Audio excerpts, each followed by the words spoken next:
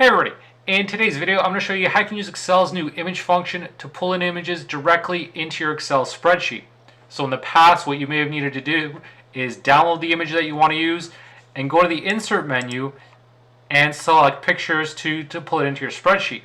But with the image function you don't need to do that. All you need is a URL. So I'm going to show you how it works. Say I go into Google searching for the Netflix logo. I want to pull that into my spreadsheet. So I search for it. I visit the website.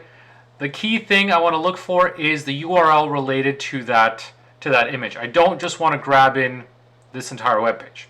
So if I right click, open image in new tab, I'm going to copy that URL with Control C, and now using the image function I'm going to put that into quotes as my source. Now Excel gives me a security notice. I want to paste everything, just because it's telling me it's active content, so it could change. So if I were to close this right now, I've got that logo in there. Now obviously it's very small. It's not representative of how big that image can be. So what I can do, there are a couple of other arguments I can set up in this. So alt text, so if the image doesn't show up, I can set up sizing to either fit the cell, fill it, use the original size or the custom size.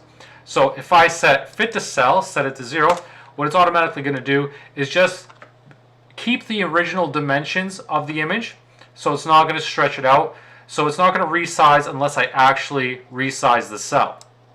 Now if I were to change this argument to say fill the cell, that's going to potentially stretch out the image. So it's going to make sure it makes use of that entire cell. So if I make this really small, obviously that's going to be stretched out and not look like the actual image. So that's a key thing to keep in mind when you're selecting between these options, whether you want it to fit the cell or fill it. If you fill it, it could potentially stretch out. If I select option 2 for the original size, then as you can see, the problem is my cell's not large enough. I haven't made it large enough to fit it based on its original size. So this is going to be a problem if my cell's not large enough. There's also an option here to set your own custom settings, so a custom size, but here you have to specify a width, a height, and a width. So if I set, let's say 500 and 500, that's not going to be ideal. So if you're looking at setting up a custom width, what you may want to do is just use that option to fill the cell, and then you can just adjust your cell accordingly. That's going to be a lot easier than trying to set up the dimensions, but obviously you can use that if you wanted to.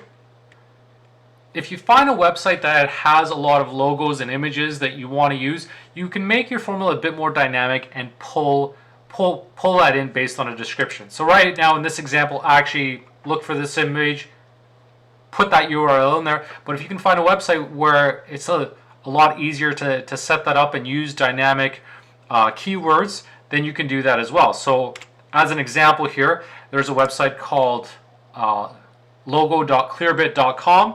So here I've entered in google.com and it's giving me Google's image. So what I could do is set this up as a template for my function. So for example, if I use the image function and I put this as my source, again I'm going to select paste everything, I can pull in that value, pull in that logo. I just want to make sure that the source is in quotations. So I've got that in there, but what I can do is make this a bit more dynamic. So for example, I type in google.com over here and eliminate that from this link here and use the ampersand to connect that. So now I've got that image in there based on this value. So now what I could do is shrink this down, automatically adjust it. So you'll notice if I don't put any additional settings, it's automatically going to set it to fit the cell based on those dimensions. So it's not going to fill it and spread it out. So if you just want it set up like this, you don't have to enter in those extra arguments here for fitting or filling. So this will stay true to the dimensions and just adjust based on your cell.